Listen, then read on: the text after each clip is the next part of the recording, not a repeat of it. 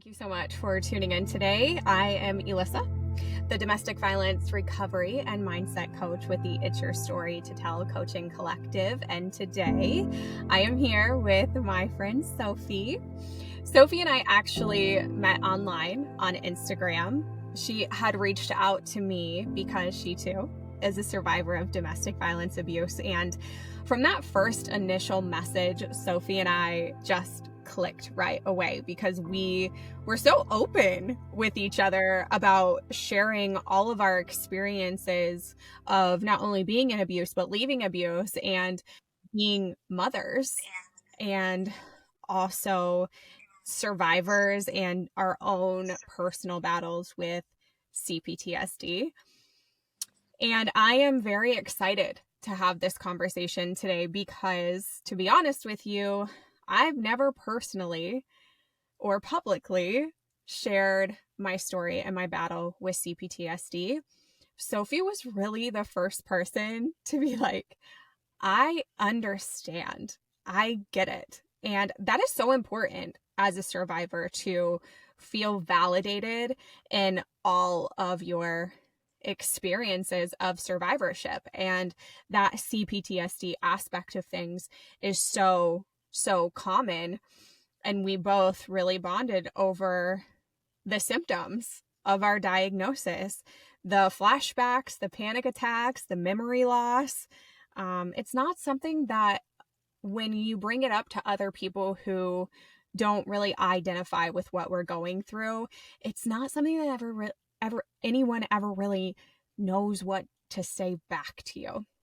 So not only is being a survivor of abuse so lonely, but then that other layer of having CPTSD, that's a very lonely diagnosis as well. And that's what Sophie and I are going to bring to the forefront today, is that conversation. She is very brave in coming to It's Your Story to tell her story and to make something that so many survivors struggle with so public. And it's so personal, and you have to be vulnerable to share in the experiences. So I'm going to stop yapping and I'm going to give Sophie the floor. So, Sophie, if you could fill in our listeners on where you're from and just a little bit about what you do now. Yeah, so hello, I am Sophie. I am in the UK, so I don't know if you get many people that are from the UK on here. Wow, there you go. I'm different a little bit. But no, I'm from the UK. But yeah, no, I like, as you said, I met you literally online. I really, really like all your videos. I looked at it and I was like, that's like me, that's like me. And I was like, oh, I have to message her. And literally, there was nobody else like that I thought could kind of get it, if that makes sense. But because we've had similar experiences, I think that's what connected us. But definitely to have complex PTSD is something different, and it can be really scary. So if you are going through that, I understand that a lot, as you do as well. I mean, when I first obviously had symptoms of it, I went and spoke to a doctor who put me with someone who was a therapist, but the therapist was never actually experienced with complex PTSD. And that for me was really like, oh, what am I saying to this person? I felt worse almost because this person didn't understand what it was like. PTSD is slightly different because that's the most common thing that they're trained on. But to come out of domestic abuse and to have seen whatever you've seen or to have whatever you've had is a different experience. And I think you have to have someone who has been through similar experiences to understand how you feel. I agree. I think that in that moment, what survivors really need is validation on their experiences and to know that they're seen and heard and understood. And that was probably very invalidating for you. Yeah, I mean, one of the first things that the therapist actually said to me was, but why didn't you just go out of that situation? And I was like, I literally couldn't. And I was like, and that's when I literally was like, I don't think I can speak to this person anymore. And I shut down, and I actually made myself worse because I shut down and I started to sort of go into this horrible pit of feeling so bad about myself rather than actually improving my life and realizing this person actually just didn't understand it. But it's so hard to feel like that, especially when you're not validated from your past experiences, to then have someone else say, you know, that it really completely threw me up, and I was like not in a good place. How long do you think, because of that situation, how long do you think that you were in that place of feeling invalidated and as a survivor? I think honestly, like, to have someone say that to you, it was like a good 5 months like afterwards that I was like still processing that, and I was thinking, why didn't I do this, why didn't I do that? And it was making me worse, and my healing process was obviously worse because someone didn't just sort of listen, they just wanted to put their view in, if that makes sense. So what did you do then to kind of like pull yourself out? For me, I had to just work on what was causing it, if that made sense. And I kind of started a diary of like gratitude and things that was making me feel good.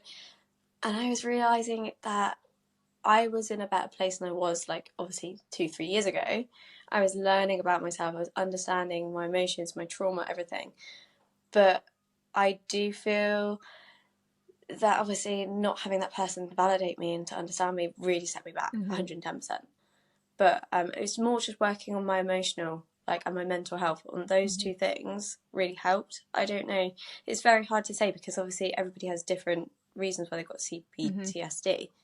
And same with PTSD or anything else from whatever trauma it is. It's so hard to deal with it because we're each unique. It's a unique story.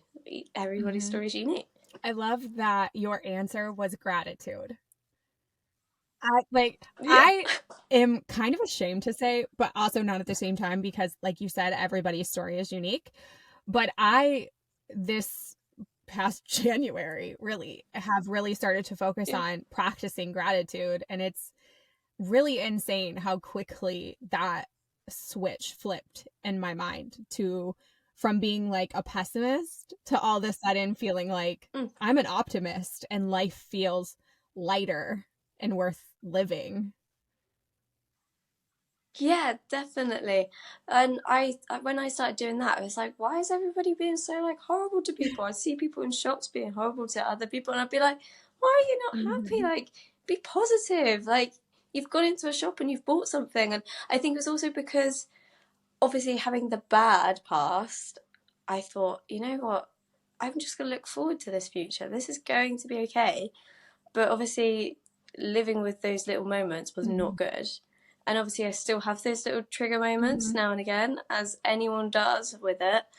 And nobody can really say what set thing it is that triggers it. Because, like I said to you, I had it really randomly with something like last year. And I was like, where did that come from? But it's always there, I guess. It is always there. We met through FaceTime or like a video chat a couple of weeks ago, and we were just kind of updating each other and kind of picking and choosing from our similarities what we were going to talk about.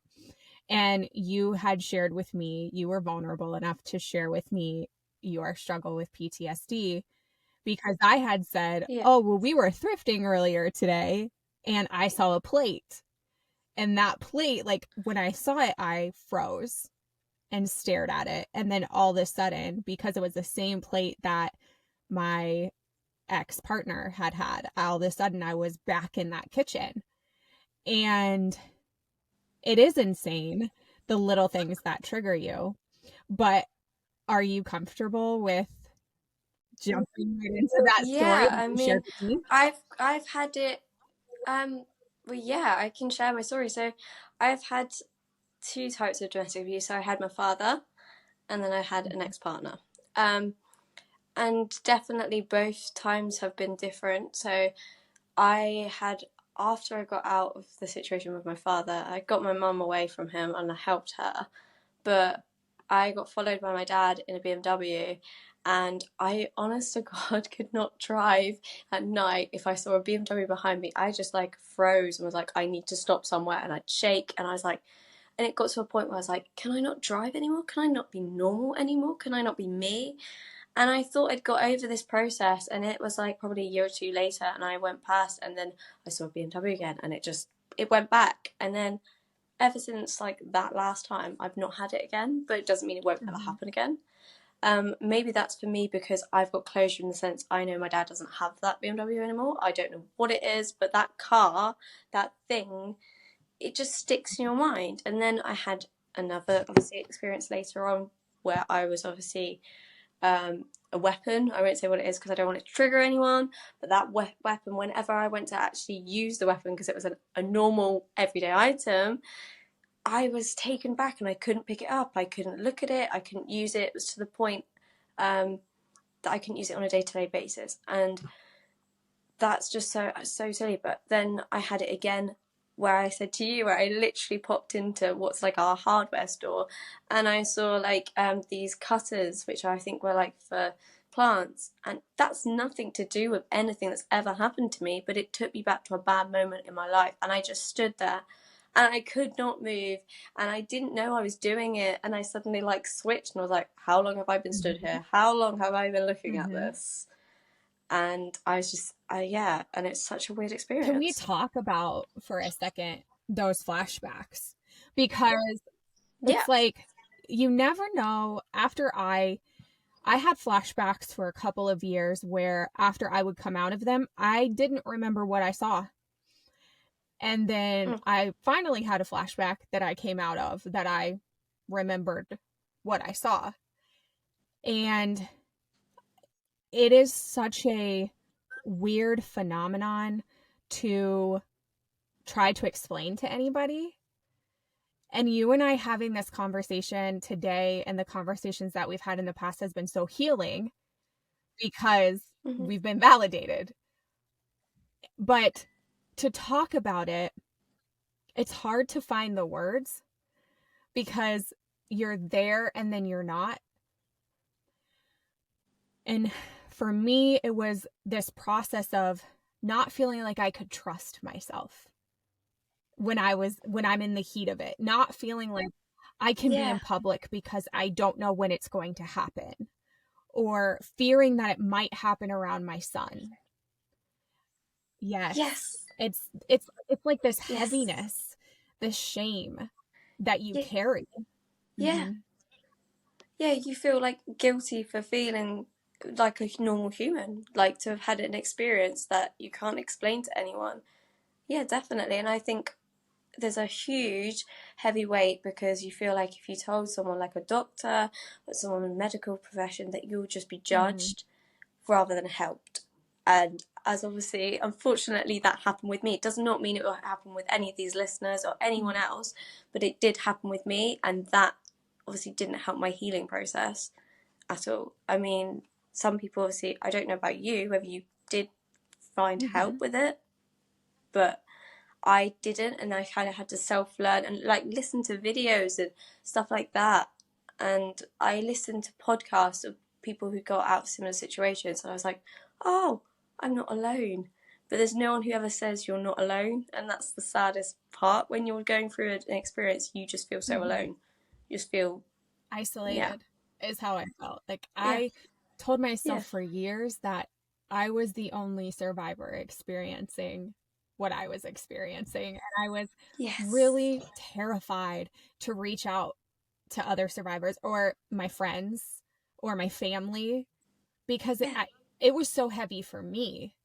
So to unload that onto somebody else, I was like, I can't do it because it's so heavy. And I carried that in isolation for years before I finally reached out for help. Yeah, definitely. And I think also because for you and I, we both were obviously domestic abuse survivors. You are isolated in that moment. So I think unfortunately when you come out of it, you're still feeling like you're isolated. You can't trust anyone or speak to people about it because they won't understand. It's a huge like life altering experience, But I think when you've gone through it and you can speak to people like you and I can, you suddenly realize actually you've learned more from going through these experiences, and you've actually grown as a person. You're no longer that old person. It's sad as it sounds, no longer going to be like perfect grade A, but you can learn, and you can learn more about yourself and your brain, everything. And that fascinates me. I went to breakfast with another survivor this morning, and her relationship was 25 years ago. And she told me, as I was driving here to meet you, I found myself feeling very nervous to talk about what I knew we were going to talk about today because it was 25 years ago, and I don't even identify with that woman anymore. Wow. If that doesn't say healing, then I don't know what does. And I thought that was pretty incredible, because when I look back, I know I'm just a few more years removed than you are. Yeah. I am at a point right now where I feel bad for that version of me. I want to love her so hard. I wish that I could go back in time and sit down with her and hug her and wipe her tears and say, you will make it through, and you will be strong enough to walk away one day. Like, I think that I needed that more than anything. Mm-hmm. Yeah, definitely.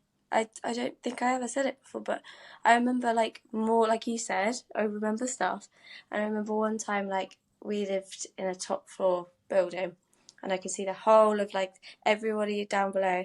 And I remember looking down and just thinking, I'm so alone. Nobody's ever going to look up at me. I'm so alone. And I wish I could go back and say to her, you weren't alone. And there's lots of people that were going through the same thing at the same time. And you will get out of it. You will be okay. You'll have your own space, your own time. You'll be okay. But I can't say that to her.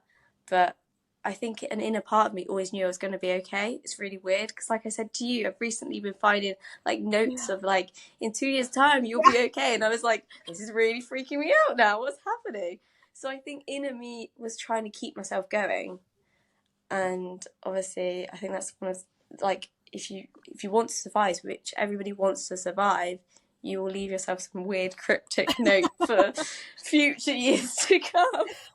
I made video diaries talking to future me. Cool. Wow. I did. Can you look back at them? I do have them. Yeah. Wow. A lot of them are very difficult to watch. Yeah, understandable. I normally cried through the entire thing. But I think just for women in general, it's normal for us to be audible processors. And that's definitely what I was doing. We've been talking about this whole time, we're so isolated. I didn't have anyone to talk to. I talked to my phone. No. Mm-hmm. And like you looking down on the city and thinking, nobody's going to look up at me. I remember going to get groceries and walking through the grocery store and just praying that somebody would notice, that somebody would see how sad and broken I was, and it never happened. Yeah, I had the same. I had so many things. I remember like just literally walking past people, and they used to know me, and they'd literally just walk past me like blank, and I'd be like, do you not recognize me? But when I look at photographs of me before, me going through all these experiences, everything else, when you look at it, you do change. Like over the years, you change. I don't like 110%. I look back on those videos that I made, pictures that we took during that time, and that time, and I don't recognize myself. And one thing that my dad said when we were together, when I was in that relationship, was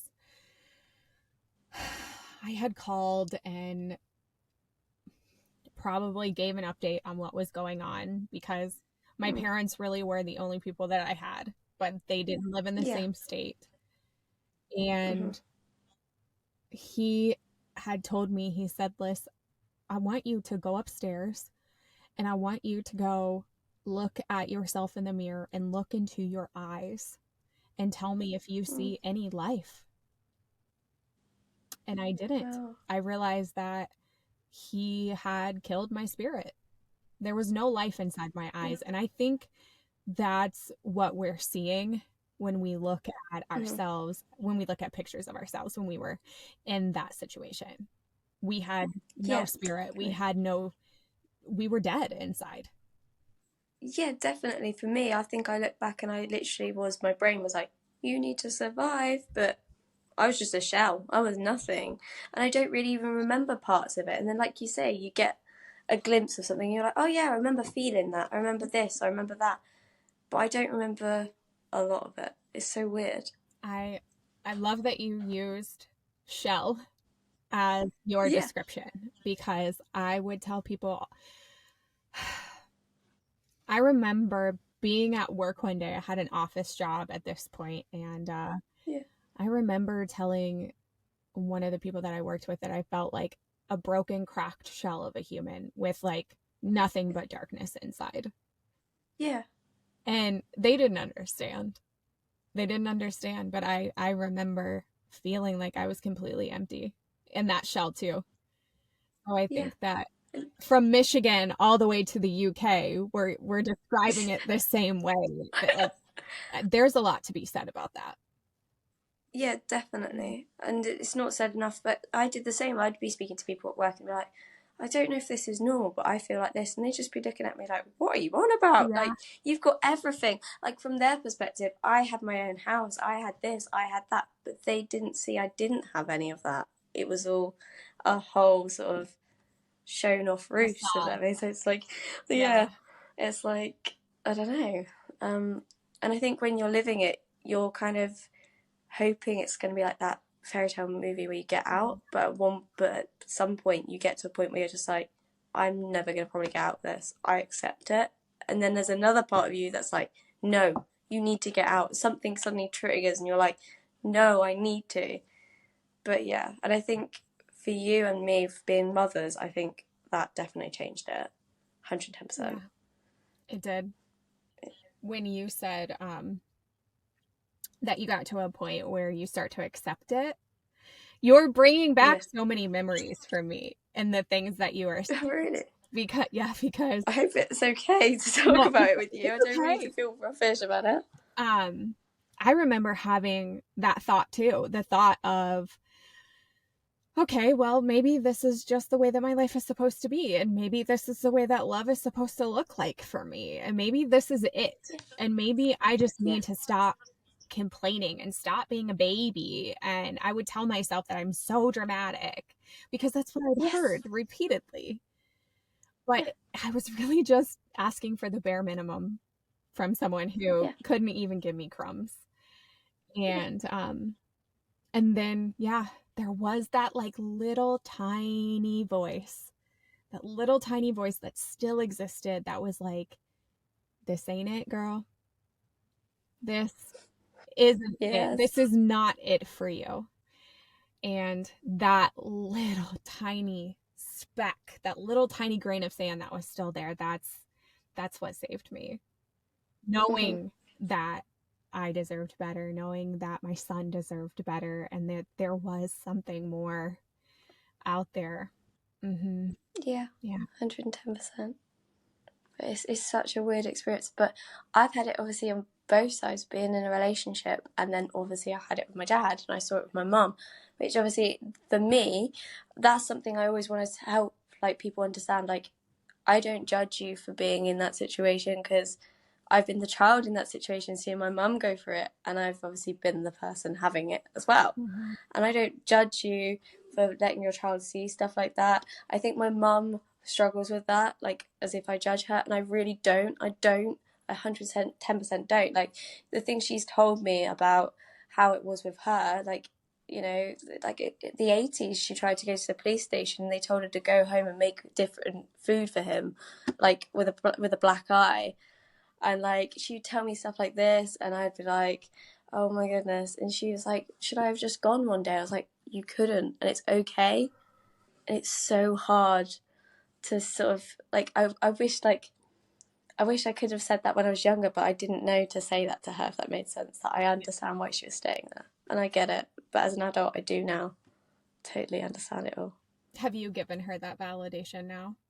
I have, yeah, I do tell her that. And I think she's still processing it, if that makes sense. We all take our time. Yeah. We all heal in different ways. But yeah, and I think, yeah, by me helping her get out of that situation, 110% her life's better.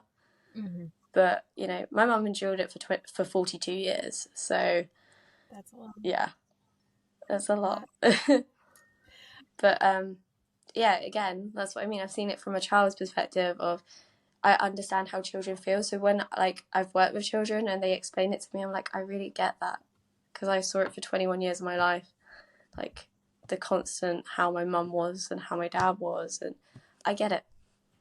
So if anyone ever feels like their child is like against them, they're really not. They don't know how to react in the situation. Like anything, every story is different. Every story is unique. But from my perspective, whenever it was with my mum and dad, I just didn't know how to be. Like, I knew my dad wasn't good, but I knew that I was meant to be loved by two parents, because it's the whole idea we're always told, you're meant to have two parents, they're meant to love you, you know. But I knew he wasn't the good person, and I knew my mum deserved better. So for anyone who's thinking of getting out of it, or anybody who's seen someone go through it, go out of it. Like, when you can go out of it, your child will be thankful for that. Like, honestly. All they want is someone to be happy, and them to be happy. That's all we want. It's happiness, right? Mm-hmm. That sounds so daft, but like, yeah. It doesn't.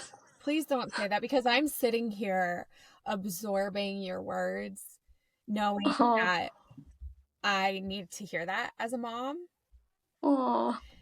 And that whoever listens to this episode, if they're a mom, they're probably going to be like driving to go do their errands, listening, doing their dishes, picking up their house, teary-eyed with the nose tingles, just like me, because it's like, nobody has ever said that. Nobody has ever said that to me, because everyone always talks about, well, you know, did your son experience things, or was he ever in it, or, you know, things along those lines. But no, everybody wants to know specifics, but nobody ever takes the time to acknowledge the aftermath and the mom guilt that you carry after leaving. And you just did. And that was, I got nose tingles when you were talking.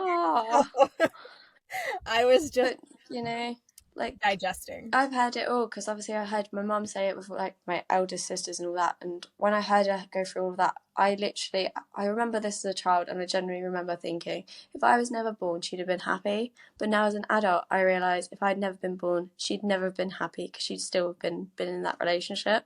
So I think I came to help her in a weird way, as daft as it sounds. And I think also I didn't feel the love because I was still in that bad relationship. Like, you know, I was still seeing this bad relationship happen around me, which obviously mimicked when I was an adult, because I was like, oh, okay, I saw my mum do it, she handled it okay, and I felt like I could do the same. Yeah. So, yeah, and no matter whether you're a mum or not, it's okay. You know, you're going through it. I hope that you send this episode to your mom. I think that it would be so healing for her to hear everything that you've said, even if you have said these things to her before. I think that this would be a cool keepsake for her. It would probably mean so much to her. We're both moms, but coming from a mom, and your mom especially, what's your mom's name? How about you give her a shout out? You think she would be okay? Or just tell her, hi mom. Hi mom, I appreciate you. She'd be like, what? She'd be probably shocked. She'd be like, oh my goodness, Americans will be listening to this. Like, she'd be like, my mum's actually Canadian. My mum's Canadian Swiss, so Yeah, my granddad was Swiss and my mum was born in Canada. Yeah, so yeah, she always wants to go back to Canada, but she'll be really finding this cool We're that's in neighbors. America. We could be neighbors. Yeah, I know, but real quick though, this is something that's been like burning a hole in me. ooh, Totally off topic, oh, but so when we first started talking, we were voice yeah, memoing back and forth. yeah. And I was like, oh, I love her accent. It is the cutest thing. Is it? Yes, I love it. And I want to know, Yeah. do like people from the UK ever try to do American accents? Can you do an American accent? I don't think I can do an American accent. I'm not good at it. I'm not. Some people can. There's some people Uh-huh. that can, but it depends. But it's the same with Americans, right? When we listen to you, this is the truth. When we listen to you do English ones, you always do like really posh, and it's normally because you've listened to people from specific areas like London. Uh-huh. And the people, we've noticed that we know that, and we're like, oh, they've listened to someone from London talk, and it's like posh London accent, and we're like, oh, because we've seen it like I can't remember, but there was like a show that was American, and they had a clearly American actress, and she could have spoke amazing like accent of an American person, but she chose to speak with like an English accent, and she clearly had staged it, and it was not good. But I don't think I can. I don't think I can do it, and I won't do it on here because it would be just like really awful. Well, say Can you? something and I'll try to repeat you. I don't know. I can't do it. Hello? Can you say hello? Hello? No. Hello? That's like London. That was pretty good though. That Was was it? like Cockney. That was like Cockney. Co- I was like, hello, governor. Cockney. Cockney. How you doing? I don't think I can do it. I won't do it on here because it'll go really badly wrong and I'll insult someone from somewhere. I'm hoping that our conversation today was not only educational, I know it was relatable, I know it was inspiring, but I really hope that it was entertaining as well. Yeah. With the hello. Real quick though, Yeah. because we're coming to the end of our conversation, I want you to share what you do on social media because I think it's incredible. You can share your handle if you want to as well. Okay. Go ahead. Well, I started it as I was going through my healing process, and it's called I Am Narkless. And I started learning about narcissistic abuse, but also obviously generic abuse. Mm-hmm. And I try to do once a week that I focus on a topic. Mm-hmm. Now, obviously being a mum, that doesn't always go to plan, but we do try. And I've, from it, had people message me from all over. I've had people in the UK who have messaged me who said, I'm going through this, blah, blah, blah. I've had people from America. I've had people from like France, everywhere, like literally message me, like literally saying, I've had this really similar. Or one person said to me, you don't realise it, but your posts have made me realise I'm in a bad relationship and I can get out. And I was like, oh, what? And that was when it sort of was like, oh, wow, I didn't know it got out there. And I haven't got like loads of followers, and I don't necessarily want loads of followers, but even if I help one person, I know I've helped someone, and that's really good. And helping is the reason that we do this, but then there's that additional aspect of making friends.